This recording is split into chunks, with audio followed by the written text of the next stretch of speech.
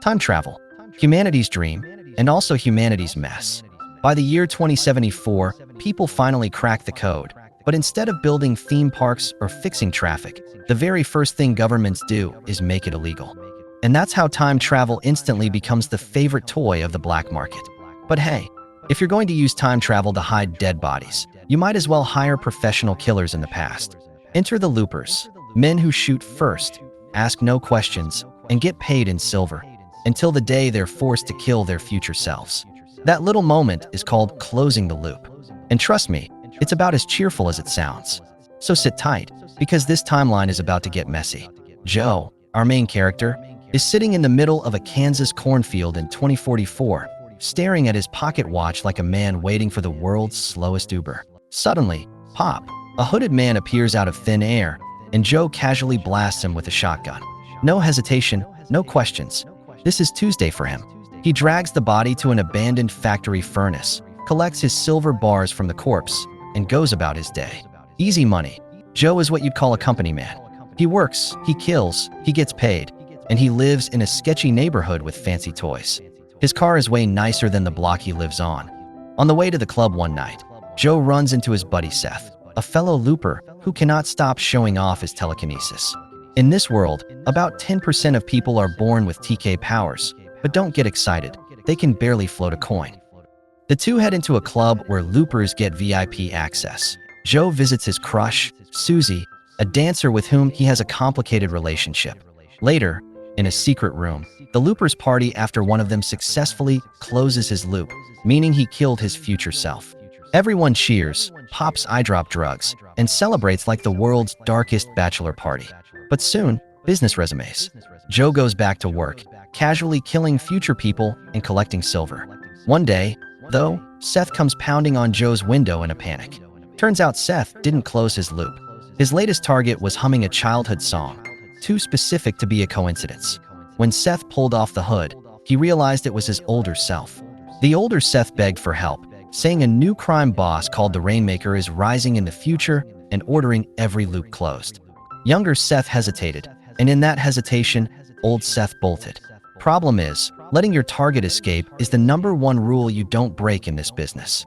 Cue pounding on Joe's door, syndicate thugs led by a reckless kid named Kid Blue. Joe hides Seth in a floor compartment stuffed with silver bars, then opens up as if nothing's wrong.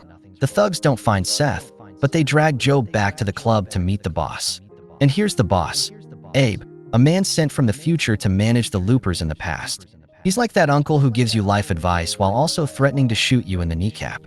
Abe tells Joe he's too attached to his silver stash and offers him a deal: betray Seth or lose half his fortune. Joe, dreaming of leaving this grim city one day, gives Seth up. Brutal move.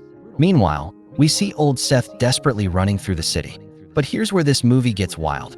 He suddenly starts losing body parts. His nose vanishes, then his leg, then the other leg. It's not magic, it's torture. The syndicate is carving up young Seth piece by piece, and the changes ripple instantly to his older self. Old Seth, screaming and crawling, drags himself toward an address carved into his arm, but by the time he reaches the door, Kid Blue shoots him dead. Just like that, Seth's loop is closed in the most horrifying way possible. Joe, meanwhile, drowns his guilt in Susie's arms, admitting he betrayed his best friend. She rejects his silver because nothing says romance is dead like knowing your boyfriend's savings account is built on time travel corpses. The next day, Joe returns to the field for work, but something's wrong. The man from the future appears with no hood, no bindings. Joe recognizes him instantly. It's his older self. Young Joe freezes. Future Joe turns, his back covered in gold bars, payment for closing the loop, and old Joe knocks him out cold. If you enjoyed this recap, don't forget to like, comment, and subscribe for more stories like this. When young Joe wakes, he finds a note in his pocket telling him to flee town. But instead, he goes home, only to discover Abe's men ransacking the place and Kid Blue stealing his silver. Joe attacks, shoves Kid Blue into the floor compartment, but soon finds himself outnumbered and forced to jump out the window. He lands hard on a car and blacks out. And here's where the movie pulls a clever trick. We cut to a different version of events. In this timeline, Joe did shoot his older self in the field.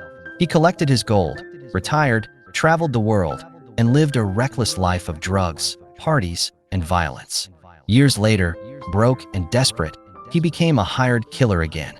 But eventually, he met a woman who turned his life around. She saved him from addiction, gave him purpose, and became his wife.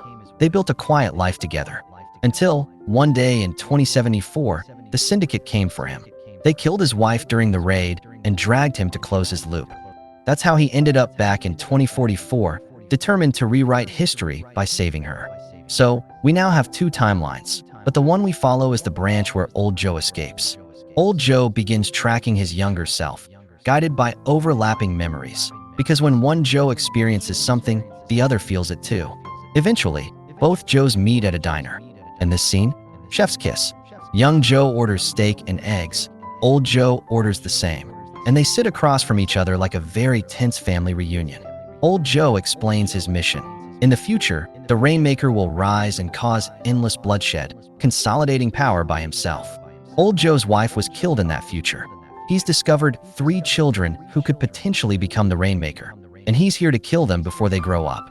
Young Joe is horrified. This guy wants to kill kids? Old Joe insists it's the only way to change history. Young Joe refuses, saying maybe he'll just meet someone else and avoid the whole mess. But Old Joe won't hear it. Tempers flare, and just as things get heated, Abe's men storm the diner. Gunfight time. Old Joe blasts his way out, while Young Joe tears off part of the map and escapes in the chaos. Kid Blue and his men chase both Joes across the fields and hover bikes, but they each slip away. Young Joe eventually finds himself on a remote farm owned by Sarah, a tough woman raising her young son, Sid.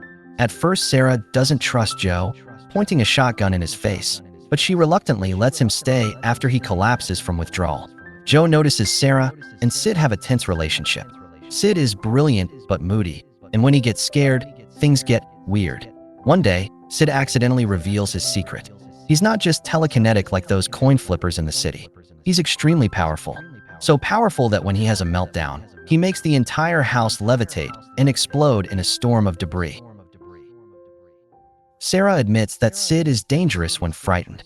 That's how he accidentally killed his aunt. But she insists he's not evil, just a scared child who needs love. Meanwhile, Old Joe begins hunting down the children from his list. At one house, he kills a boy, only to realize nothing in his memories has changed. The guilt crushes him, but he presses on. At another location, he finds that the child is actually Susie's son, and he hesitates. But Kid Blue ambushes him, capturing him and dragging him back to Abe. Old Joe stages a brutal escape, wiping out Abe's entire crew in a bloody rampage. Kid Blue survives, barely, and sets his sights on revenge. Back on the farm, Joe grows closer to Sarah and Sid. One night, Sarah admits her own TK powers and her guilt over abandoning Sid when he was a baby. Joe comforts her, and yes, they hook up, because apparently even in timelines filled with paradoxes, romance finds a way. But the next day, one of Abe's men infiltrates the house, and Sid's powers explode again, killing the intruder in terrifying fashion. Joe finally realizes Sid is the future Rainmaker. This is why Old Joe came back. This is why everything feels inevitable. Soon after, Old Joe storms the farm, ready to finish his mission. Sarah flees with Sid, but Old Joe corners them. As bullets fly, Sid's powers trigger again, creating a massive shockwave. Sarah tries to calm her son, shielding him from harm. Watching this unfold, young Joe has a chilling realization. If Old Joe kills Sarah, Sid will be traumatized forever. That trauma is exactly what will twist him into becoming the Rainmaker. And in that moment, young Joe makes the ultimate choice. He turns his shotgun on himself and pulls the trigger. Time collapses. Old Joe vanishes. The loop is closed, not by violence against others, but by sacrifice. Sarah takes Sid home, tucks him into bed, and finds Joe's pocket watch among the gold bars left behind. She whispers a final goodbye to the man who changed their fate. And that's Looper, a film where time travel isn't about flashy machines or cool gadgets. It's about choices, cycles of violence, and whether we're doomed to repeat the mistakes of our future selves. Also, moral of the story, never trust a crime syndicate with your retirement plan. If you enjoyed this recap, don't forget to hit that like button, subscribe for more twisted timelines, and drop a comment. Would you rather be a looper for the money, or take your chances flipping coins with telekinesis? Until next time, watch your clocks, and remember, sometimes the best way to change the future is to break the loop.